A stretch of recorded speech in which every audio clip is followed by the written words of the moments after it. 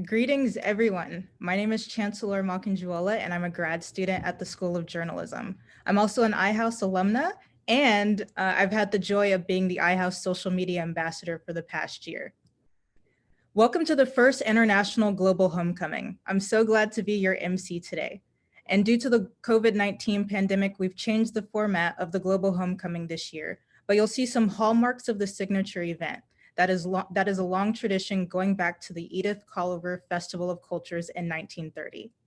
We have an exciting event in store for you with an update and Q&A with our new iHouse Executive Director, Shaun Carver, and a look back on the ever popular International Fashion Show with some recent faces and the opportunity to connect with fellow alumni and guests with engaging discussion or be a fly on the wall at our virtual global table talk. Thank you for joining us. But before we begin, I'd like to let you know that we have staff members monitoring the chat. So if you have any technical challenges throughout this event, please let us know via chat. And just so you all know, we're going to record this event so it's available for everyone later on. And also so that way we may share some highlights with others who aren't able to join us today. You can hide your video if you'd like, and we will be muting everyone's microphones. So please ask any questions in our chat. We've dug deep into the historical archives to find a 1940s newsreel, which encapsulates, at that time, only 2 decades into iHouse's existence, and the founding principles behind what John D. Rockefeller Jr. called this experiment. You can see the full video on our website at ihouse.berkeley.edu. And right now is a wonderful short clip, or a teaser actually, for later in the program that we've compiled for a montage of other videos and photographs to share with you all. So please enjoy the reel.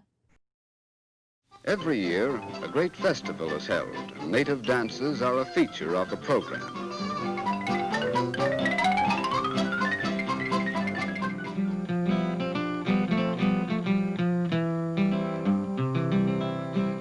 Soft music under the California stars. Here, too, the circle of friendship widens in a pleasant association that every international house student will remember long after he has returned to his own country.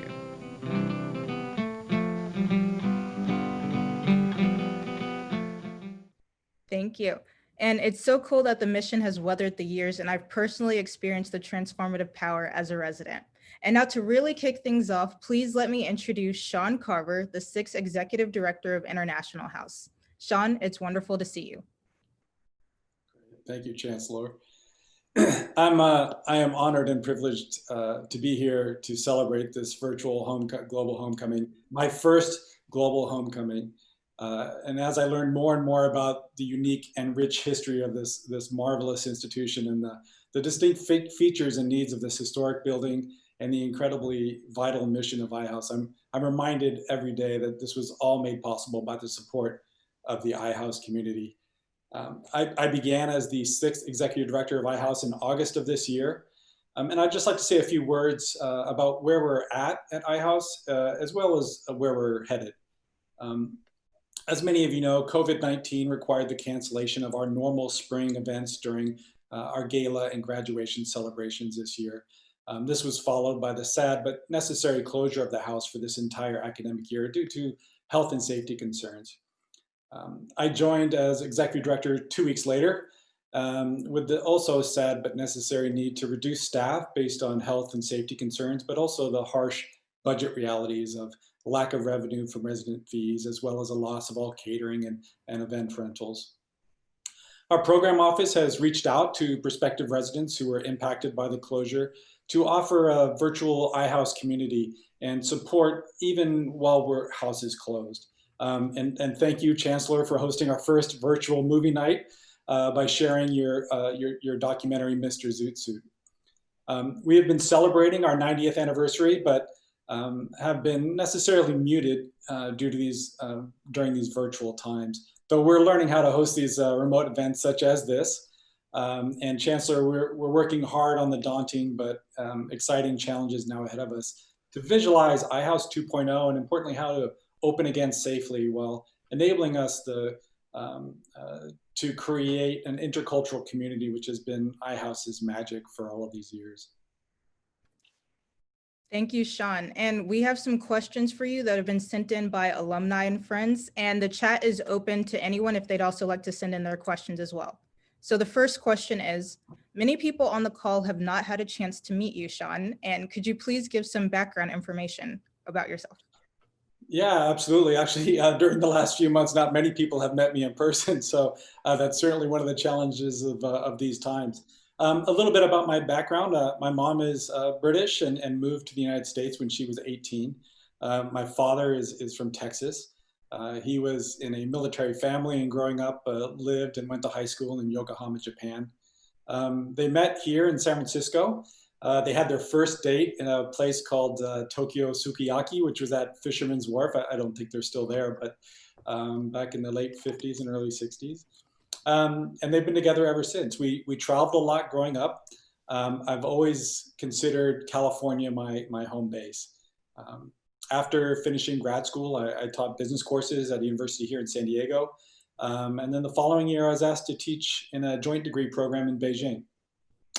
That 1 year contract turned into a 13-year period of my life of living and working between Beijing and Shanghai.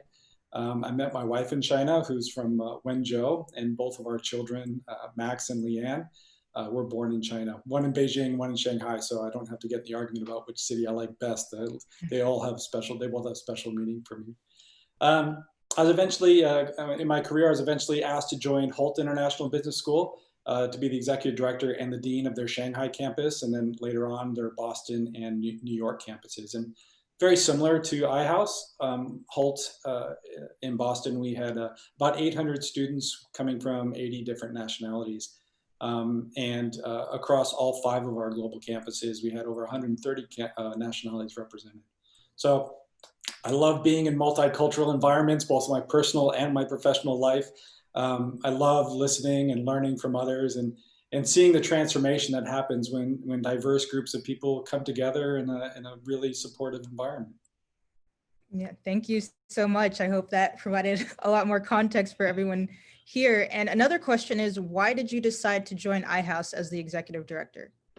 Yeah, well, obviously this is a role that I feel is kind of the capstone of my career, and what makes it so important is really our mission. As I mentioned, I come from a diverse extended family that covers the United States and UK, as well as China, Italy, and New Zealand. And I believe in the power of bringing diverse groups of people together in positive, supportive environments. I've witnessed this through my personal life as well as my professional life. And certainly over the last 2 months, as I've been reaching out and talking to a lot of alumni and past residents, as well as board members, some of which going back to the golden age, they still remember their time they spent at iHouse. And watching the chats come up before we went live today, just seeing everyone sharing their memories of the time they spent here, the friends, the relationships they built here, and the transformation that occurred simply by being part of this special community. Those are the things that really made this position stand out as a place I really wanted to be. Thank you so much. And we have another sent in from one of our alumni, which says, comparing 1930 and 2020, many things are different and many challenges remain the same. So do you consider iHouse's mission to be relevant still? Yeah, well, certainly the global exposure we have today through the internet and social media, people's ability to travel has changed the most over the past 90 years. And we'll want to leverage these tools to enhance, but not really replace kind of the special sauce, the secret sauce that is found here at iHouse. With regard to whether our mission is relevant, it is more important today as it was in 1930. Issues such as injustice, racism, xenophobia, class conflict. We are still experiencing those 90 years on. Our predecessors, my predecessors and all of you who are on this call, used iHouse as a platform to take a stand during, to support integration, to fight for our community during the Japanese internment, to stand during civil rights and free speech movements. And this is our time to do the same. We need to continue to be the shining beacon on the hill, to bring people together and have conversations to create a more peaceful and just world. And we take that mission very seriously. Absolutely. And now that iHouse is celebrating 9 decades of its existence, as we prepare for our Centennial 2030, what is your vision for its success? Yeah, that's a really great question. And being 2 months in, I've tried to be extremely patient as far as coming in with a vision. I've been spending a lot of the time over the last 2 months really meeting with people and talking to people and hearing about their stories and their experiences during their time here. I'm really trying to look back and make sure I have a deep understanding of the past before I really come in with a big vision of the future. I'm just a custodian of iHouse, and it's really important that we have continuity from 1930 up until 2030. And so I'm really trying to educate myself and get an understanding of what has made us so successful and so relevant over 90 years. So I have some ideas, but I think for now I'm holding them back until I can continue to my education of iHouse and its history. Great. And here's another question. So, given the closure of iHouse and the significant loss in revenue and room and board and event revenue as well, what is your plan for dealing with iHouse's financial situation? As I mentioned, we've had to cut expenses and staff while still maintaining our ability to reopen as soon as it's safe to do so. We fortunately had some unrestricted reserves that have been available for us throughout this period to keep us going. And we've had some very generous fundraising support that is helping through the closure and allowing us to plan for our reopening. I want to thank everybody on this call who has stepped up with your support. And the answer is to your question is really every dollar in this situation counts, and we are still actively in need of your support from our alumni and from our friends. Another question is another one. So as we plan to open the house, what are the key success factors, such as like what are the critical things we need to get right in terms of recovery, reopening, and resilience? Well, first off, nothing is more important than the health and safety of our community. Our unique house with communal bathrooms and some small spaces and our desire to bring people together creates challenges for us, unique challenges for us. And so our first priority is to understand what we need to do to open up and be safe for our community.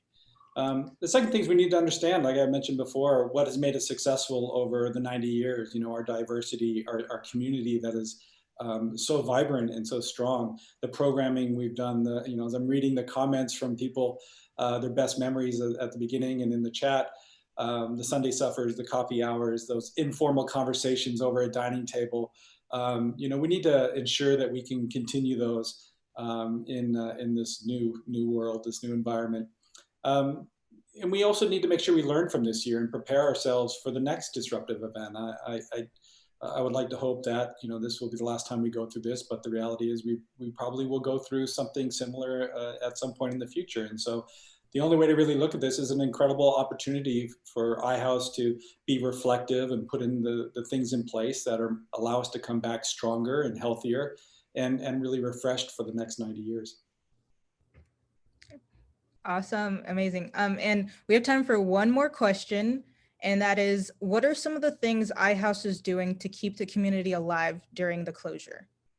Great. So, as I mentioned, we've been reaching out to our community to organize events throughout the closure, and we're learning how to do these in a virtual environment. We'll continue to do so throughout spring and summer. Our second virtual movie night was held last night with a film about the Rohingya Muslim violence in Myanmar, and that was hosted by a UC Berkeley anthropology PhD student with ties to iHouse. We have an Iranian coffee hour coming up on the 28th. And of course, we've launched iHouse Connect, which is a platform to bring our community together and help facilitate more events. In the first month, I was really happy to see we have more than 700 members dating back to the golden age that are signed up for iHouse. So we want to continue to build that platform out and try to reach as many of our community as we can to give them a place to come together and help facilitate communications, keep relationships going throughout this period.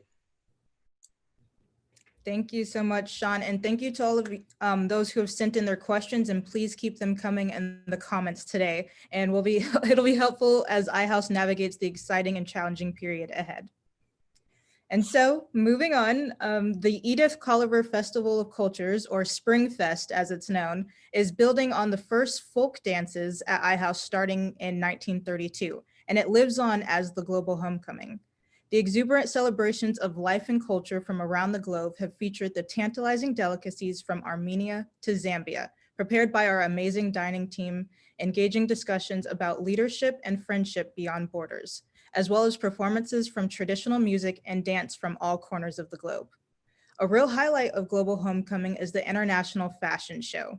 And let's enjoy this video and photo montage of the fashion shows over the years. And we want to thank everyone who has sent in pictures of themselves in their traditional dress from their cultural heritage, and please keep them coming to our alumni relations team.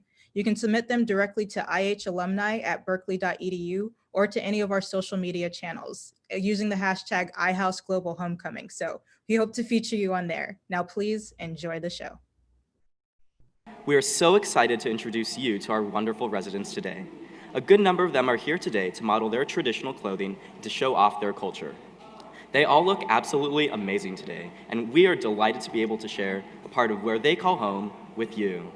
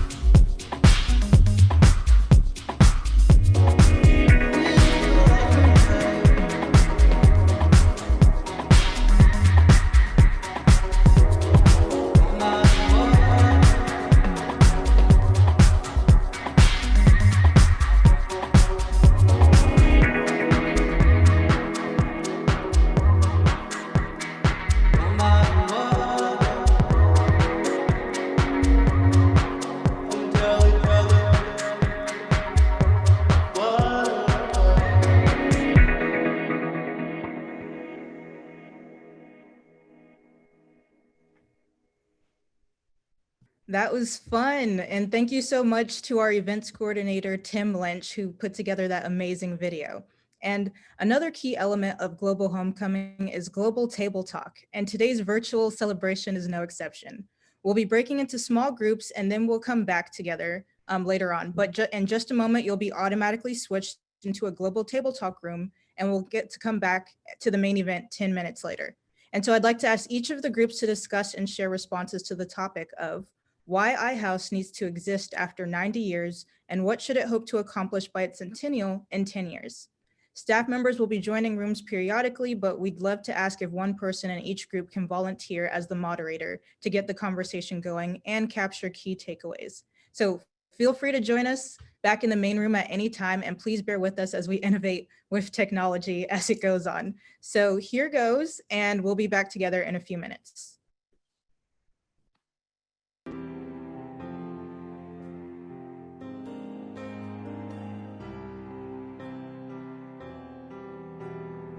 International House opened its doors as the first coeducational, interracial living center west of New York on August the 18th, 1930. Today, iHouse is entering a new era as a world resource for global understanding, with trainings, high-profile speakers, web broadcasts, a new membership program, all of which leverage social media and deepen our service to our residents. After more than 8 decades and 80,000 alumni, International House and its mission remain as vital today as ever, to foster intercultural respect, understanding, lifelong friendships, and leadership skills for the promotion of a more tolerant and peaceful world. Well, okay, I hope we're all back in the main room now. And I really hope we've all had a chance to get some lively discussion. So for those of you who are here, please share your takeaways and highlights via post on your social media platforms, and please be sure to engage with us on our IH Berkeley Connect platform, our iHouse Berkeley Connect, or send us an email at ihalumni@berkeley.edu.